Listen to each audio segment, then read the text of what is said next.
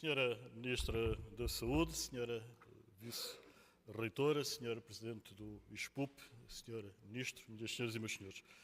Quero começar pelo cumprimento de uma elementar obrigação de cortesia, qual seja de agradecer o amável convite que o professor Henrique Barros me dirigiu para estar aqui presente nas comemorações dos 20 anos do ISPUP. Mas permitam-me que o sublinhe, quero dizer que não estou aqui por mera cortesia. O professor Henrique Barros estará certamente recordado que quando pessoalmente me abordou na Assembleia da República já há algumas semanas para inquirir da minha disponibilidade para participar de uma mesa redonda neste dia 14 de julho, eu imediatamente anuí, sem cuidar de saber o que a agenda parlamentar me poderia àquela distância ainda reservar. Filo porque quis, aliás quero, assinalar, com a presença do Presidente da Comissão de Saúde, o reconhecimento pelo muito meritório trabalho que, para mais fora do centralismo, também no conhecimento de Lisboa, o ISPUP conseguiu desenvolver ao longo destes 20 anos e que fazem dele justamente uma instituição de excelência e também por isso de referência. Desmentindo a letra de uma conhecida canção argentina imortalizada na voz de Carlos Gardel, que nos garantia que 20 anos não é nada, 20 anos é muito. Ou melhor dito, em 20 anos aqui fez-se muito. Parabéns, pois, ao ISPUP e a todos aqueles que nele trabalhando construíram a instituição que é hoje. Sobre o tema proposto que nos traz aqui hoje, melhor informação para mais saúde, permitam-me começar por um disclaimer relativamente à natureza da minha participação. É que, presidindo a Comissão de Saúde e tendo sido convidado expressamente nessa qualidade, compreenderão que me tenha de circunscrever uma apreciação tão suprapartidária quanto possível para que todos aqueles que integram a Comissão de Saúde se possam sentir, se não representados, pelo menos não hostilizados pelo Presidente, que em representação de todos usa da palavra. Isto posto, devo confessar que sempre que ouço falar de informação, falar de dados, ocorre-me invariavelmente a bem-humorada frase do professor e estatístico norte-americano William Deming, o qual, ironizando sobre o lema oficial dos Estados Unidos, dizia "In God we trust, all other must bring data." Ou então, também da sua autoria, sem dados és apenas uma pessoa com opinião. Trago-vos, pois, a perspectiva de um decisor político, concretamente a de um parlamentar. E sem informação, sem dados fidedignos, as decisões que o Parlamento é chamado a tomar resultam, como a miúdo sucede, na mera expressão da maioria conjuntural que se forma a cada momento para as adotar, ou seja, decisões que provavelmente exibirão a sua fragilidade conjuntural a cada mudança de ciclo político. Sobre o fluxo da informação, importa ter também presente que, atento à relação de maior proximidade com a administração pública, a Constituição define-o como seu órgão superior, é ao Governo que, na sua ligação com o corpo técnico e especializado, que se reconduzem a esmagadora maioria das iniciativas legislativas sobre as quais a Assembleia da República é chamada a pronunciar-se em matéria de saúde. A Assembleia da República não é, pois, ela própria, por norma, criadora de informação sobre a qual é chamada a pronunciar-se. Estamos, obviamente, hoje longe, muito longe, da realidade revelada pelo então deputado António Arnaud, ex-ministro dos Assuntos Sociais, quando num debate ocorrido a 19 de dezembro de 1978, quando se discutia o projeto de lei de bases do SNS, questionado sobre a concordância do Ministro das Finanças relativamente ao seu famoso despacho ministerial que fizera estender a todos os portugueses os serviços médico-sociais, em resposta ao deputado Sérvulo Correia, confessou, e cito, "Há coisas que se devem fazer sem consulta prévia aos homens das finanças, porque senão o país não avança." Um tal voluntarismo é hoje, obviamente, irrepetível e qualquer decisão relevante tem necessariamente de assentar numa miríade de dados escrutináveis e a qualidade da decisão tem, assim, uma relação direta com a qualidade da informação que lhe está subjacente. Ora, sobre esta, se muito, mesmo muito, se progrediu, forçoso será reconhecer que permanecemos, porém, aquém do patamar de exigência e rigor que poderíamos reclamar, ou pelo menos a que devemos almejar. E não faltam exemplos para ilustrar uma cultura que, apesar de tudo, subsiste e cuja superação importaria definitivamente alcançar para se atingir esse patamar de rigor mais consentâneo com aquilo que esperamos dos agentes do sistema. Entre muitos outros possíveis, Permitam-me que aqui traga um exemplo que passa, inclusive, pelo incumprimento explicente do estatuído na própria lei. E abono-me com este concreto exemplo apenas porque muito recentemente com ele me deparei. Existe uma lei, a Lei 15 de 2014, que consolida os direitos e deveres do utente dos serviços de saúde, a qual, entre outras disposições, prescreve que o membro do Governo responsável pela área da saúde apresenta à Assembleia da República até 31 de maio um relatório sobre a situação do acesso dos portugueses aos cuidados de saúde, bem como da avaliação da aplicação da presente lei relativo ao ano anterior. Ou seja, num ano, por imposição da lei, é suposto a Assembleia da República apreciar um relatório que se refere ao ano anterior.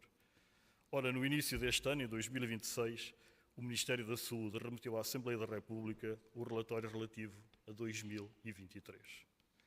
Em abono da verdade, eu avisei que queria ser tão suprapartidário quanto possível. Dizem-me os serviços da Assembleia que o cumprimento do prazo estipulado na lei nunca terá sido a regra. Mas, surpreendentemente, pelo menos para mim próprio, terei sido o primeiro Presidente da Comissão de Saúde, desde a entrada em vigor da lei, a oficiar ao Ministério dos Assuntos Parlamentares sobre esse incumprimento. E continuo, como facilmente anteciparão, a aguardar resposta. E ainda neste contexto, sobre a atualidade e fiabilidade dos dados com que todos lidamos, é incontornável uma alusão às consequências da recente alteração, legítima, sublinhe-se, da metodologia do INE, que veio pôr em causa muitos dos dados em que vários estudos até agora assentavam. A verdade é que passou a ser-nos dito que a 31 de dezembro de 2025 a população residente em Portugal passou a estimar-se em quase 11 milhões e meio de pessoas. Ora, a população residente é, como se sabe, o denominador de múltiplos indicadores per capita e influencia a interpretação de dados relativos ao PIB, à produtividade, ao emprego, pobreza, saúde, educação, habitação, proteção social, distribuição de recursos públicos, etc., etc. Quantos somos? E quantos em cada faixa etária? Eis perguntas, entre muitas, a que neste momento deixámos de saber responder e que têm implicações sobre uma miríade de realidades concretas, entre as quais, e desde logo, o desempenho do SNS, por exemplo. Dir-me-ão que esta concreta dificuldade resulta de uma alteração extraordinária da metodologia do INE e, se excepcionarmos a informação hoje disponível, ainda que sujeita à revisão que essa alteração produzirá, está acessível, sem dificuldades, a quem a quiser procurar. Sucede que também essa asserção é frontalmente desmentida, desde logo no caso da saúde, por uma entidade independente, o Conselho de Finanças Públicas, o qual, muito recentemente, no final de junho, no seu relatório sobre a evolução do desempenho do SNS em 2025, nele fez questão de registar, e cito, o Conselho de Finanças Públicas enfrentou dificuldades na articulação institucional necessária à obtenção de informação estatística e operacional na área da saúde. Estas limitações traduziram-se em constrangimentos no acesso atempado a dados relevantes, bem como em dificuldades de harmonização e validação da informação disponibilizada.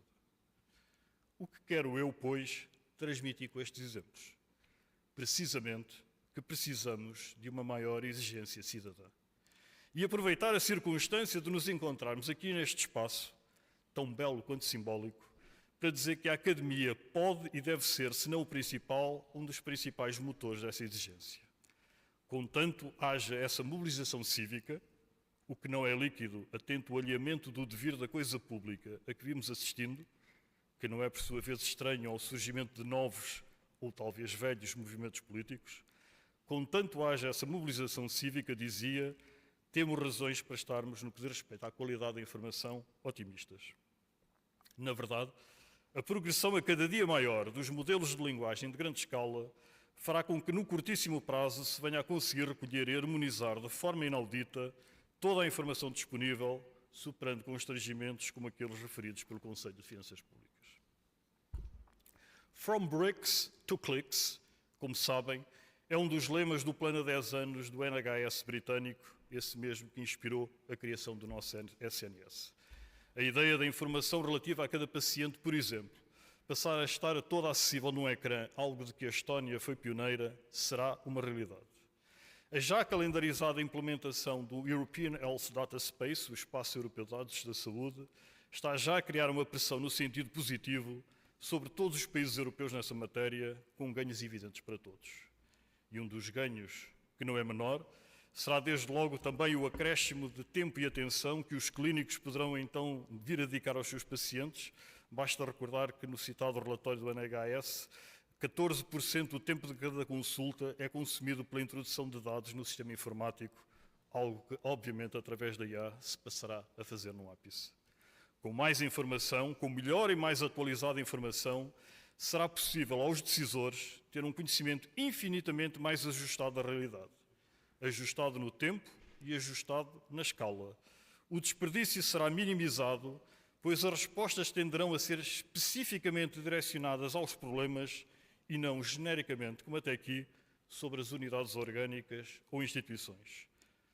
Gostaria de acreditar, melhor dito, acredito que isso também vai suceder, porque os LLMs se projetarão transversalmente, que melhor informação permitirá, enfim, um olhar mais focado nas denominadas determinantes sociais da saúde, como o rendimento ou a instrução, e que a afetação dos recursos públicos também aí poderá ser melhor escrutinada e mais eficazmente dirigida. Ou seja, melhor informação contribuirá para mais saúde. O grande cronista e romancista brasileiro, Luís Fernando Veríssimo, senhor de um apurado sentido de humor, escreveu um dia: antigamente o futuro era muito melhor. Eu, de quem aqueles que me conhecem dizem ser um pessimista, estou persuadido precisamente do contrário. E então, na área que aqui nos traz, a saúde, estou mesmo convencido que a progressão será geométrica, remetendo a incompletude, fragmentação e falhas na standardização a realidades do passado. E com mais e melhor informação, daí retiraremos também, afinal, mais saúde. Minhas senhoras e meus senhores, termino estas notas, porque não quero abusar do tempo que o professor Henrique Barros me indicou, reiterando o meu agradecimento ao Instituto de Saúde Pública da Universidade do Porto, na certeza de, tal como vem sucedendo desde há 20 anos, continuará a ser um protagonista relevante na construção do futuro que nos espera, um futuro que, inevitavelmente, nos trará também novos desafios e novos problemas. E a propósito, já comecei esta intervenção com uma referência à letra de um tango argentino, permitam-me que a termine com as palavras do grande poeta nascido em Buenos Aires, Jorge Luís Borges, na primeira das 5 palestras que no outono de 1967 proferiu na Universidade de Harvard. Descobrir um problema novo é tão importante como descobrir a solução para um problema velho. Estou certo de que, tal como sempre sucedeu ao longo destes 20 anos que hoje celebramos, continuaremos no futuro a contar com o ISPUP para nos ajudar em ambos. A todos, muito obrigado.